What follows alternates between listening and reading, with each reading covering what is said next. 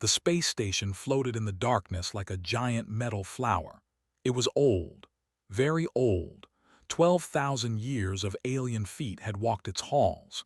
4,000 species had gathered here to decide the fate of worlds, and today they would decide the fate of humanity. Park June stood at the window and looked at the frozen moon below. It was white and blue and beautiful in a deadly way. Ice covered everything. No trees, no water, no life, just endless cold stretching to every horizon. "That is Keth 4, said a voice behind him. "Your final test." June turned around. Kim Yuna stood there with a tablet in her hands. She was young, maybe 29, with sharp eyes and short black hair. She was a scientist who studied alien life, and she had been assigned to prepare him for what was coming. "The ice test," June said. "I read the files." "Then you know nobody has ever passed it." Yuna walked closer to the window. 847 species have tried. The average survival time is 11 hours. The longest anyone lasted was 31 hours. A species called the Vorn. They had thick fur and could slow their heartbeat. They still froze to death. June nodded slowly. He was 34 years old. He had spent his childhood in the mountains of Gangwon Province, where winters were long and hard. He had taught survival skills to soldiers and explorers for 10 years. But this was different. This was an alien world with alien cold. "Why did they pick me?" he asked. "Because you understand cold," Yuna said. "Not as an enemy, as a tool." Before June could answer, the door behind them opened with a soft hiss. 3 figures walked in. The first was tall and thin, covered in hard brown shell like an insect. Its eyes were black and showed no feeling. This was Ren, representative of the Keth species. The second was smooth and blue, with skin that looked wet and gills on its neck. This was Tala from an ocean world called Mir. The third was something June had never seen before. It was ancient. Its body was wrapped in gray cloth, and its face had too many eyes. This was Elder Voss, head of the Galactic Evaluation Council. "Human," Ren said. The word sounded like an insult. "So this is the species that wants to join our council." June bowed his head politely. "I am Park June. I represent Earth." Ren made a clicking sound. "Soft skin, no fur, no scales, no shell. Your species should have died on your own planet. How did you even survive long enough to reach space?" "We are stubborn," June said simply. Tala the blue alien laughed. It was a wet, bubbling sound. "I like this one, he has spirit." Elder Voss raised one of its many hands. The room fell silent. When it spoke, its voice was old and tired, like wind through dead trees. "Human, your species has passed 3 trials: the fire world, the poison swamp, the empty desert. You have shown strength and cleverness, but the ice test is different. It is not a test of strength. It is a test of will. The cold does not fight you. It simply waits, and in the end the cold always wins." "I understand," June said. "Do you?" Elder Voss moved closer. Its many eyes studied him. "You will be dropped on the surface with no tools, no weapons, no fire, no shelter. You will wear only a standard thin suit. The temperature is -67 degrees. The wind is 80 kilometers per hour. You must survive for 72 hours." June did the math in his head. 3 days, 3 nights, in cold that would freeze his blood in minutes. "If I die," he asked. "Then humanity fails the final trial. Your species will not be allowed to join the council for another 500 years." Ren clicked again. "If he dies, not if, when, look at him, he is already shaking just thinking about it." June looked at his hands. They were steady. He was not afraid, he was thinking. "Elder Voss," he said, "I have a question about the rules." The ancient being tilted its head. "Ask." "You said no tools, no weapons, but can I use what I find on the surface?" Silence filled the room. Ren made a sound like laughter. "What he finds, there is nothing on Keth 4, only ice, ice and wind and death." Elder Voss did not laugh. Its many eyes narrowed. "Yes, You may use what you find on the surface, but as Ren says, there is nothing there, only ice. June smiled. It was a small smile, but it was real. Ice is something, he said. The aliens looked at each other. They did not understand. How could ice be useful? Ice was the enemy. Ice was death. Ice was the thing that had killed 847 species. Yuna understood. She had studied human history. She knew about the Inuit. She knew about the Korean winters. She knew what humans could do with ice when they had no other choice. When do I start? June asked. Tomorrow, Elder Voss said. At first light, you will be taken to the surface and left there. The drones will watch. The council will observe. And in 72 hours, you will either walk out alive or you will be another frozen body on an ice moon. Ren stepped forward. Its black eyes were cold and certain. I will enjoy watching this. Your species talks too much. You think you are special. But the ice does not care about your words. The ice does not care about your hope. The ice just kills. June met Ren's eyes. He did not look away. Where I come from, June said, we have a saying. The mountain does not care if you climb it or not, but we climb anyway. That is what makes us human. Ren turned and walked out. Tala followed, but at the door the blue alien looked back. Good luck, human, Tala said. I hope you prove them wrong. Then they were gone. Only Elder Voss remained. Park June, the ancient being said. I have watched many species face this test. Some were strong, some were smart, all of them died. What makes you think you will be different? June thought about his grandmother. She had survived the Korean War when she was just a child. She had walked through snow for 30 kilometers with no shoes. When he asked her how she survived, she always said the same thing. Because giving up was never an option. I do not think I am different, June told Elder Voss. I just know that I have no choice. My people are counting on me, so I will do what humans have always done. I will find a way, or I will die trying. Elder Voss stared at him for a long moment. Then, slowly, the ancient being nodded. Rest tonight, human. Tomorrow the ice will test everything you are. The old alien left. June and Yuna stood alone at the window, looking at the frozen moon below. Are you scared? Yuna asked quietly. June thought about it honestly. Yes, he said, but fear is just the body trying to keep you alive. I will use it. I will not let it use me. Yuna put her hand on his shoulder.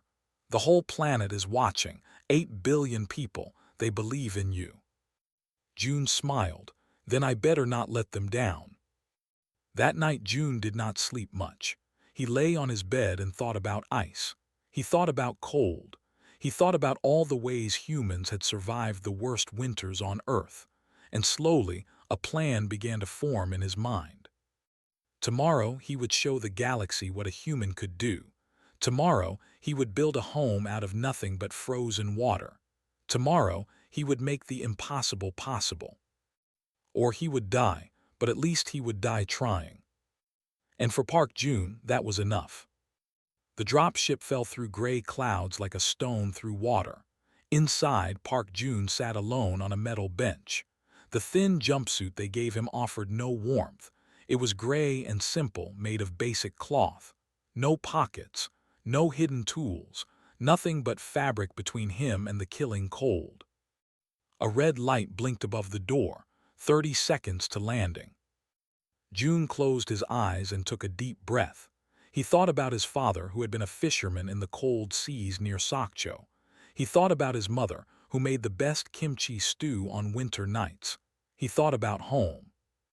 Then the door opened, and the cold hit him like a fist.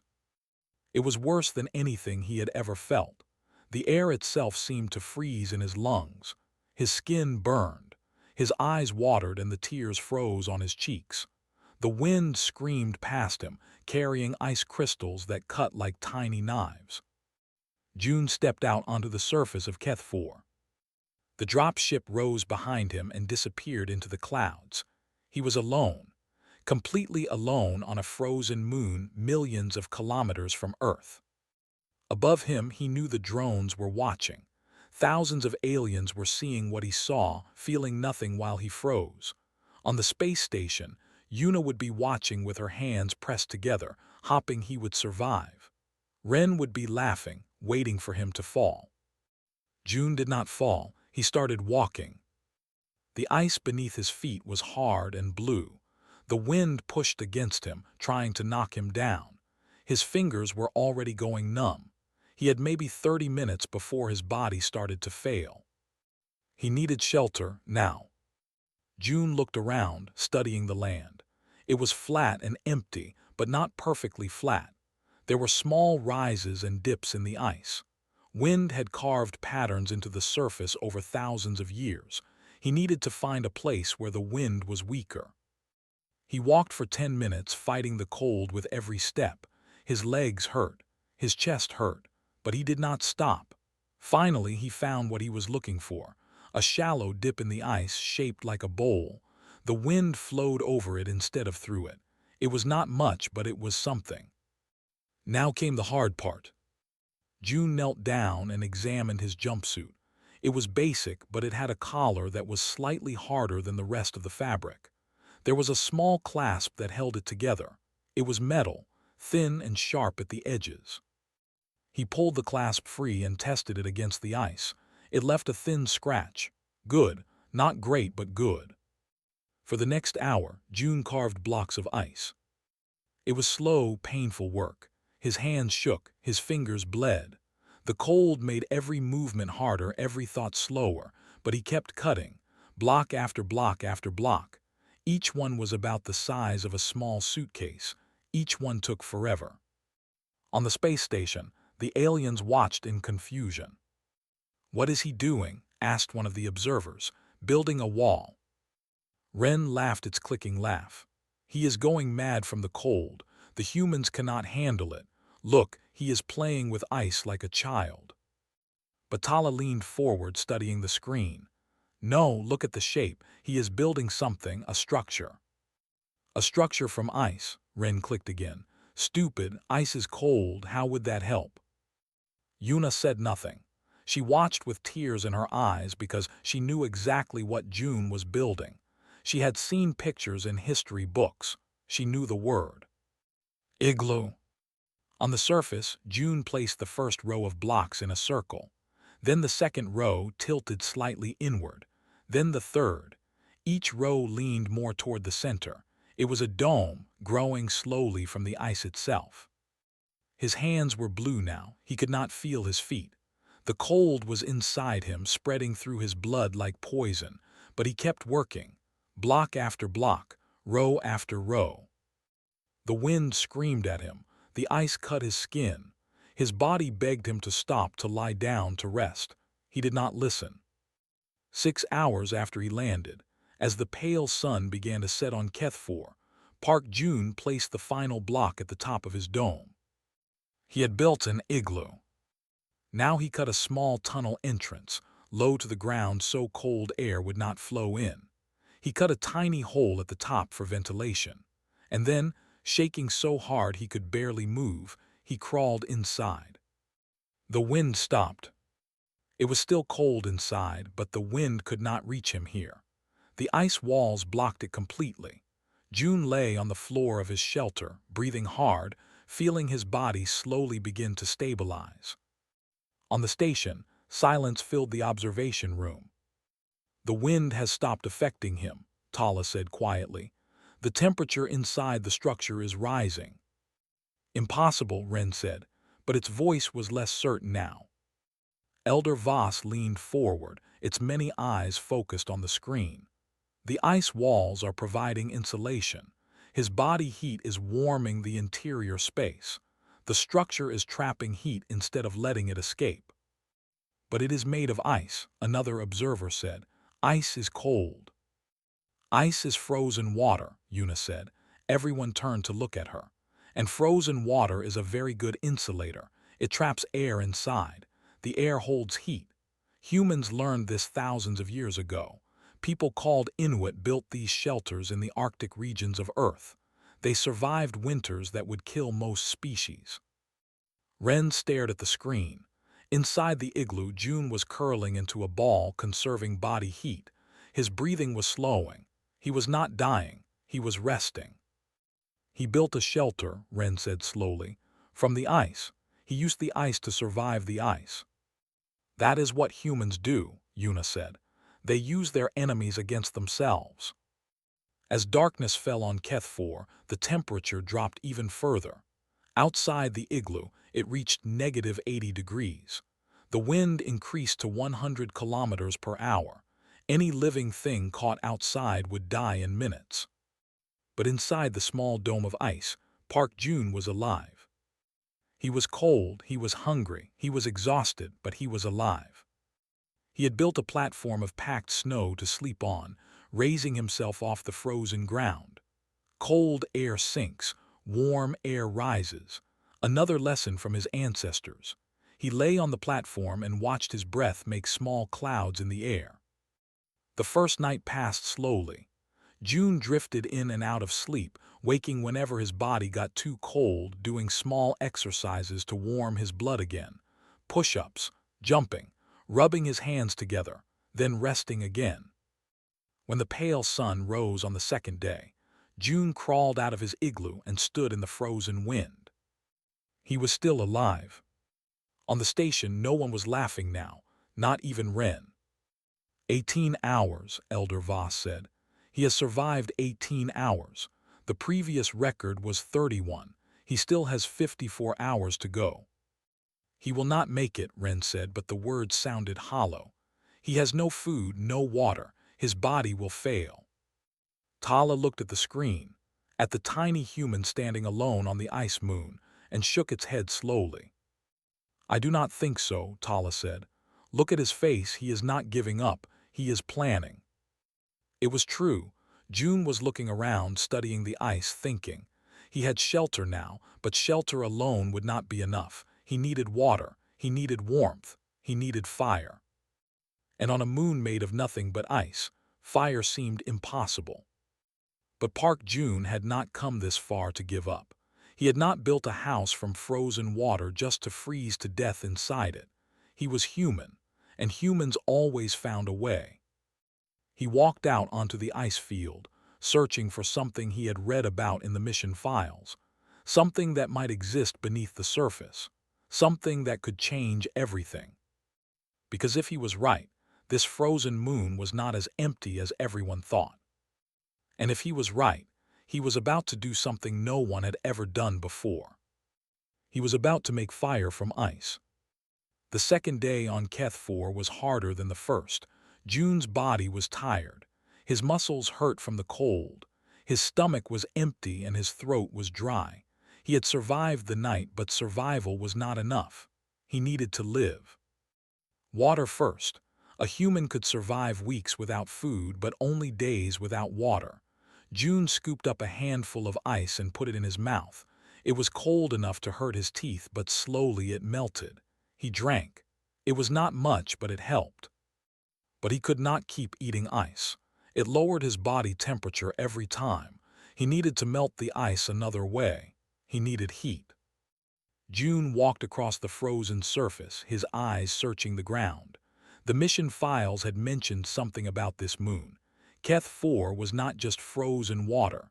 Beneath the surface, there were pockets of something else, something that could burn. Methane hydrate, frozen natural gas. It was common on ice moons throughout the galaxy. The gas was trapped inside the ice, waiting to be released. On Earth, scientists had found the same thing at the bottom of cold oceans. It looked like ice, but when you touched flame to it, it burned. The problem was finding it, and the bigger problem was making fire. June searched for an hour studying the ice. Most of it was blue and clear, just frozen water. But in some places, the ice looked different. It was cloudy white, with strange patterns inside. He knelt down and scratched the surface with his metal clasp. A faint smell reached his nose. Gas, not strong, but there. He had found it. Now came the impossible part, making fire without matches, without lighter, without anything but ice and cloth. June thought about his training. He had taught survival courses for 10 years. He knew a dozen ways to make fire, but most of them needed wood or dry grass or tools he did not have. Here on this frozen moon, he had none of those things. But he had cloth, and he had metal, and he had patience. He sat down on the ice and started working on his shoelace. It was made of strong synthetic fiber, woven tight. He pulled threads from it, one at a time, until he had a small pile of thin fibers. These would be his tinder, the first thing to catch fire. Then he took his metal clasp and found a hard piece of ice. Clear, solid ice was almost as hard as rock. He struck the metal against the ice edge, again and again, trying to make sparks. Nothing happened. For 30 minutes, nothing happened. On the station, Ren laughed again. He has gone mad. He thinks he can make fire from ice and string. The cold has damaged his brain. But Yuna watched with hope in her eyes. She knew what June was doing. It was a long shot, almost impossible, but she had seen humans do impossible things before. June kept striking. His hands were numb. His arms were tired, but he kept going, strike after strike after strike. And then a spark. It was tiny, barely visible, but June saw it. He adjusted his angle, struck again. Another spark, then another. He moved carefully now. He placed his pile of fibers next to the methane hydrate ice. He struck the metal against the hard ice edge right above the fibers. Sparks flew. One of them landed on a fiber.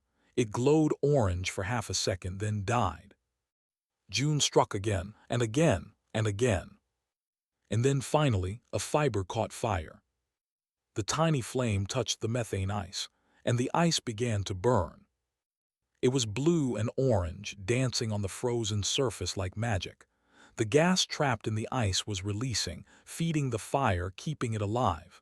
It was not a big fire, but it was fire. Park June had made fire on a world of ice. On the station, complete silence fell. Elder Voss stood slowly, all of its eyes fixed on the screen. Ren's mouth hung open. Tala made a small sound of amazement. Even the other observers, species who had seen 1,000 wonders, stared in disbelief. "That is impossible," someone whispered. "And yet it is happening," Elder Voss said. "This breaks the rules," Ren suddenly shouted. "He cannot make fire. Fire is not allowed." Elder Voss turned to face Ren. "The rules say no tools, no weapons." He used nothing but what he found on the surface. The ice was there. The gas was there. The clasp was part of his approved clothing. He broke no rules. But nobody has ever done this. In 12,000 years, nobody has ever made fire on Keth 4. "Because nobody thought to try," Yuna said quietly. "They all saw ice as an enemy. June saw it as a resource." On the surface, June was working quickly. He knew the fire would not last forever. The methane in this piece of ice would burn out. He needed to use it wisely. He built a small chamber connected to his igloo, separated by a wall of ice. This would be his fire room. The heat could warm the air without melting his main shelter. He gathered more pieces of methane ice and stored them nearby. He had fuel for days. Then he found a curved piece of hard ice and shaped it into a bowl using his clasp. He filled it with regular ice and held it near the fire. The ice melted. Water pooled in the bottom of the bowl. For the first time in 2 days, June drank warm water. It was the best thing he had ever tasted. He drank until his stomach was full, then he rested by his fire, feeling the warmth spread through his body. His shivering stopped. His mind became clear again. He was not just surviving now, he was living. On the station, Tala turned to Ren. "You said humans were weak," Tala said. "You said they had no fur, no shell, no natural protection. You laughed at them." Ren said nothing. "But look at that," Tala continued, pointing at the screen. "He is sitting by a fire on a world that has never known fire. He is drinking warm water on a world of ice. He has been here less than 2 days, and he has already done what 800 species could not do in 31 hours each." It is luck, Ren said, but its voice was weak. It is not luck, Elder Voss said. I have watched many species face this test. The strong ones fought the cold with their bodies. They lost. The smart ones tried to hide from the cold. They lasted longer, but they still lost. This human is doing something different. He is using the cold itself as a tool. He is making the ice work for him instead of against him. Yuna smiled. That is what we do. We have always lived on a planet that tried to kill us. Volcanoes, earthquakes, ice ages, floods. Every time we found a way to survive, not because we are the strongest, not because we are the fastest, but because we never ever give up. The second day passed. June tended his fire, drank his water, and rested in his igloo. He did exercises to keep his blood flowing. He slept in short periods, always waking to check his fire. When the sun set on the second day, the temperature outside dropped to -90 degrees. The wind howled like a living thing, tearing at everything in its path. Any other species would have been dead many hours ago. But inside his igloo, Park June was warm. He lay on his raised platform, watching the glow of firelight through the ice wall of his fire chamber. The light was orange and soft, dancing in patterns that reminded him of home. He thought about his family. He thought about Earth. He thought about all the people counting on him to succeed. 54 hours left. He had already done the impossible. Now he just had to keep doing it. June closed his eyes and slept better than he had slept in days. Because, for the first time since landing on this frozen hell, he knew he was going to make it. He was going to pass the ice test. And he was going to show the galaxy that humans were not weak. They were not soft. They were survivors, and survivors never quit. Outside, the storm raged on. Inside, a human slept by a fire that should not exist, in a shelter built from the very thing that was supposed to kill him. Tomorrow would bring new challenges, but tonight he had one. The third day began with trouble, but not for June. High above Keth-4, a small observation shuttle left the main station. Inside were 3 aliens, Ren the insectoid, Tala the water dweller, and a young observer named Baal who had skin like gray stone. They wanted a closer look at the human who was doing the impossible. I still do not believe it, Ren said as the shuttle descended through the clouds. There must be some trick, some technology we did not detect. There is no trick, Tala said. I have watched every moment. He used nothing but his hands and his mind. Baal, the youngest of them, said nothing. He was new to the council, still learning, but he was fascinated by the human on the ice below. The shuttle dropped lower, fighting against the fierce winds of Keth-4.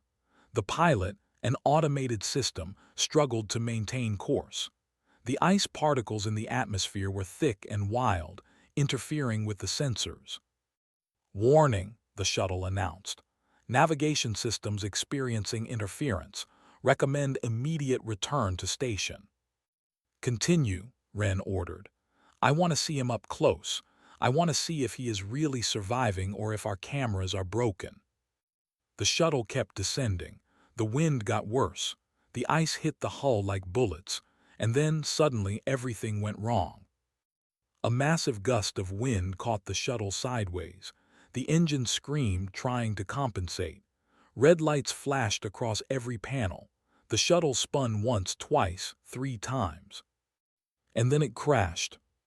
The impact was hard but not deadly. The shuttle slid across the ice for 200 meters before stopping against a frozen ridge. Inside, the 3 aliens were shaken but alive. Status report, Ren demanded. Hull intact, the shuttle replied. But main engines are damaged. Heating system is offline. Emergency beacon activated. Rescue estimated in 6 hours. 6 hours. Tala's blue skin was already turning pale. The temperature outside is -85 degrees. Without heating, we will freeze in 2 hours. Ba looked at his stone-like hands. Even he, whose species lived on a cold world, was not made for this. What do we do? Ren tried to stay calm, but fear was creeping into its clicking voice. We stay here, we wait. Maybe the station can send help faster. But they all knew the truth. Help would not come in time. They were going to freeze to death on the same moon they had come to watch a human die on. 2 kilometers away, Park Jun saw the crash. He was outside his igloo, gathering more methane ice for his fire, when he saw the light in the sky. A falling star, but not a star. A shuttle spinning out of control, disappearing behind a ridge of ice. Jun stood still for a moment. He did not know who was in that shuttle. He did not know if they were alive. He only knew one thing: if anyone had survived, they would not survive for long. He looked at his igloo, his fire, his warmth, his safety. He had worked so hard to build all of this. He had almost died a dozen times. Now he was comfortable. Now he was going to survive. If he stayed here. But somewhere out there, beings were freezing. Maybe already dead. Maybe still alive, waiting for help that would come too late. Jun thought about his grandmother again. She had once told him a story about the Korean War, about a night when she was hiding in a cave from the soldiers, and she heard a baby crying in the snow. She could have stayed hidden. She could have saved herself. But she went out into the cold and found the baby and brought it to warmth. "Why did you risk your life?" young Jun had asked.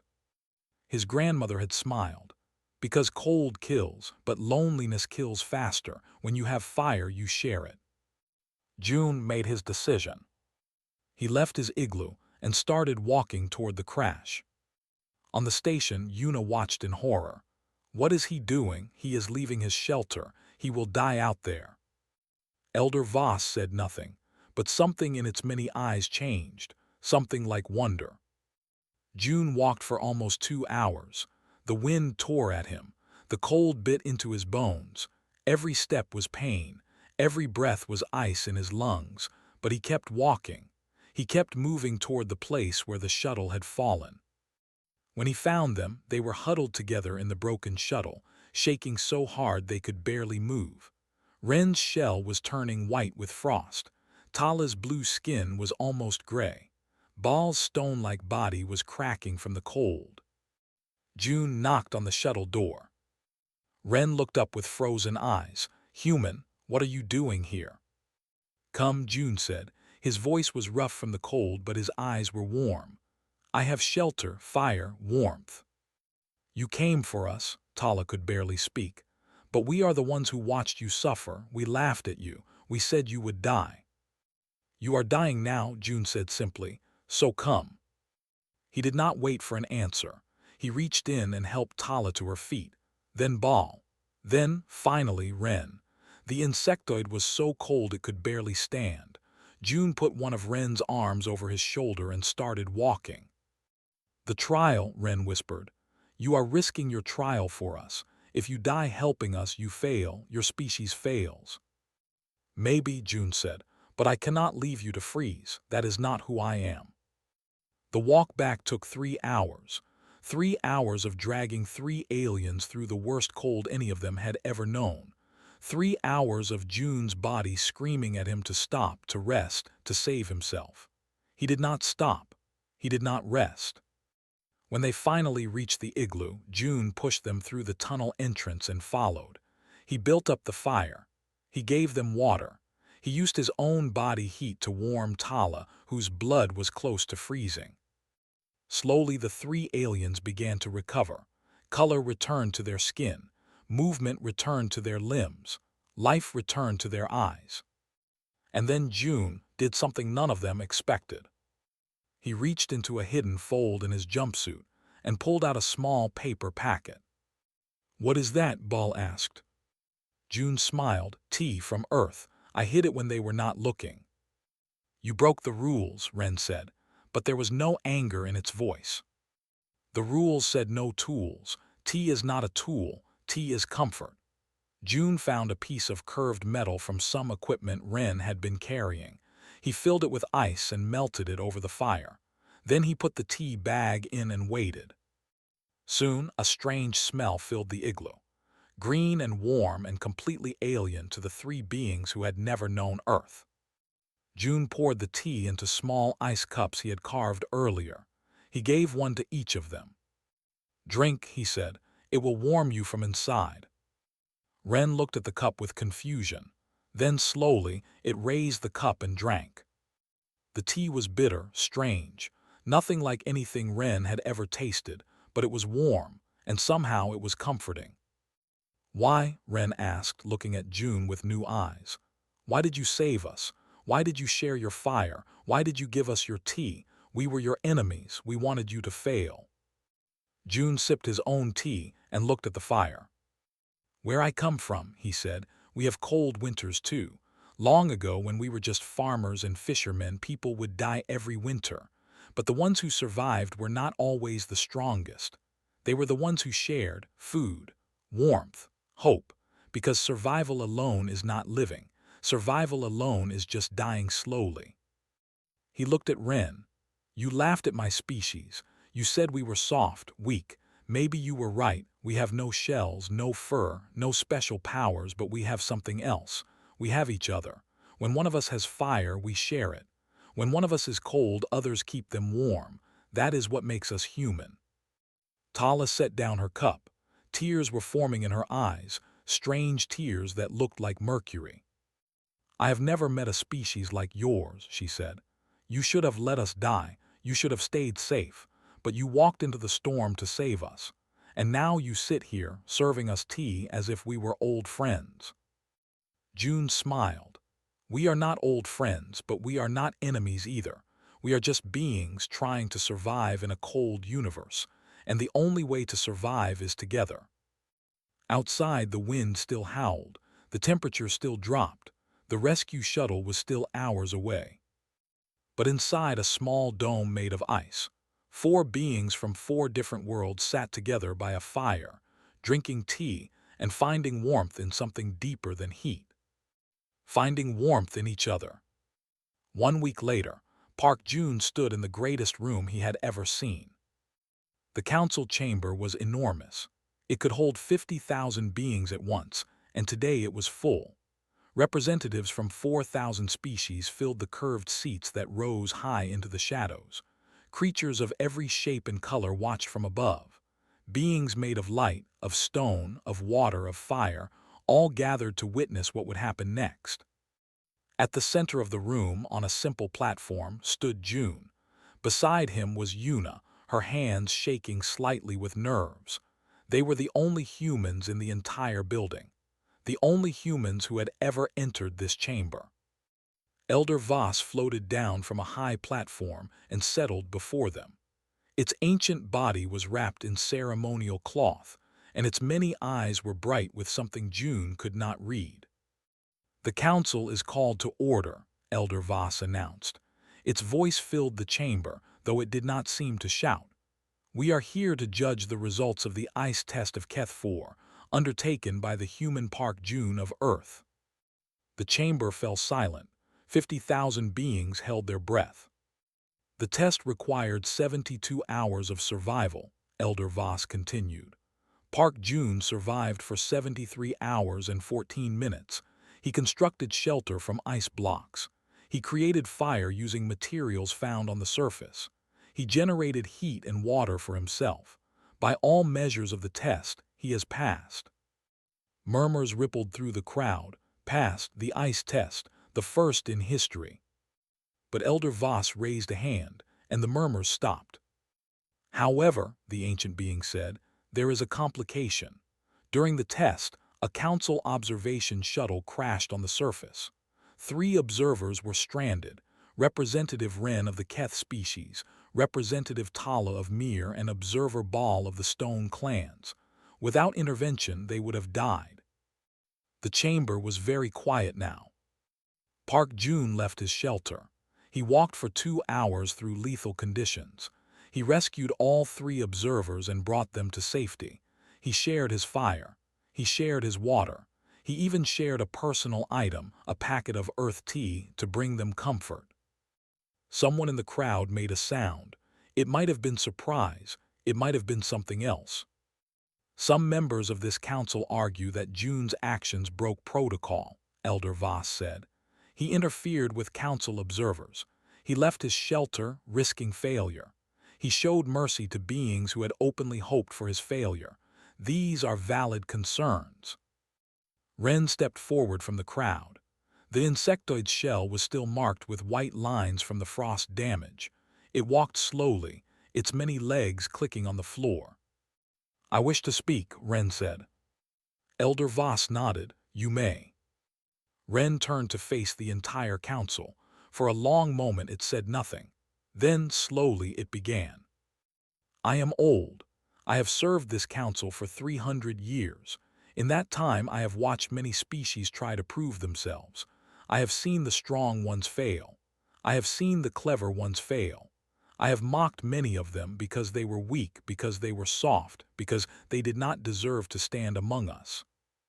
Ren paused. Its black eyes found June. "I mocked the humans most of all. Soft skin, no natural weapons, bodies that break so easily.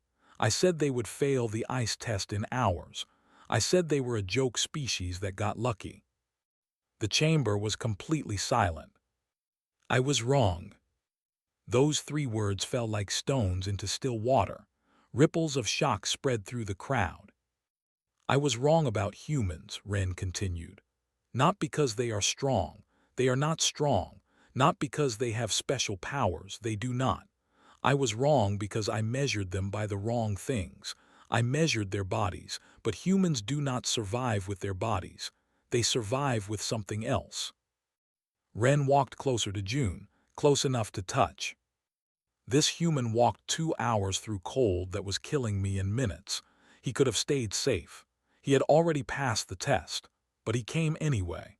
Not because he had to, not because there was some reward. He came because he saw beings in trouble and he could not stand by and do nothing." Ren's voice broke slightly. "He saved my life. He saved Tala's life. He saved Baal's life. And then he made us tea." Quiet laughter moved through the chamber, but it was not mocking laughter. It was the laughter of beings who were starting to understand something new. "I do not know what to call the thing that makes humans special," Ren said. "It is not strength, it is not intelligence, it is something in here." Ren tapped its shell where a heart might be. "They care, even about strangers, even about enemies, they care." Ren turned back to the council. "If any being believes that humans should fail because of what June did on that ice moon, then I will fight you. Because what he did was not a failure. It was the most noble thing I have ever seen in 300 years." Ren stepped back. Silence held the chamber. Then Tala rose from her seat. The blue alien walked forward, her wet skin shimmering in the light. "I agree with Ren," she said. "June saved our lives. He had every reason to let us die. We were not his friends. We were not his family. We were just strangers who had doubted him. But he came anyway. He shared everything he had. And when we asked him why, he said something I will never forget." Tala looked at June. "He said that survival alone is not living. He said that when you have fire, you share it. This is the wisdom of his people. This is what makes them special." She turned to face the council. The ice test was meant to break species, to show them the cold truth of the universe, that in the end we are all alone. But this human proved something different. He proved that we do not have to be alone. He proved that warmth can be shared, that fire can be given, that even in the coldest darkness there is hope if we choose to create it. Tala raised her hand. "I vote to accept humanity into the Galactic Council, not because they passed a test, but because they showed us something we had forgotten, something about what it means to be alive." One by one, other representatives rose. Baal, the young stone being, species after species, world after world, hands and limbs and appendages raised in agreement. The vote was unanimous. Humanity was accepted into the Galactic Council. Cheers erupted. Strange sounds from thousands of different species filled the air. Yuna grabbed June's arm, tears streaming down her face. They had done it. They had really done it. As the crowd celebrated, Elder Voss floated close to June. The ancient being studied him with its many eyes. Park June, Elder Voss said quietly. I have watched species rise and fall for 12,000 years. I have seen empires built on strength. I have seen civilizations destroyed by greed. I thought I had seen everything. June waited. I was wrong, Elder Voss continued. You have shown me something new, not just how to survive ice, but how to survive existence. The universe is cold. It has always been cold.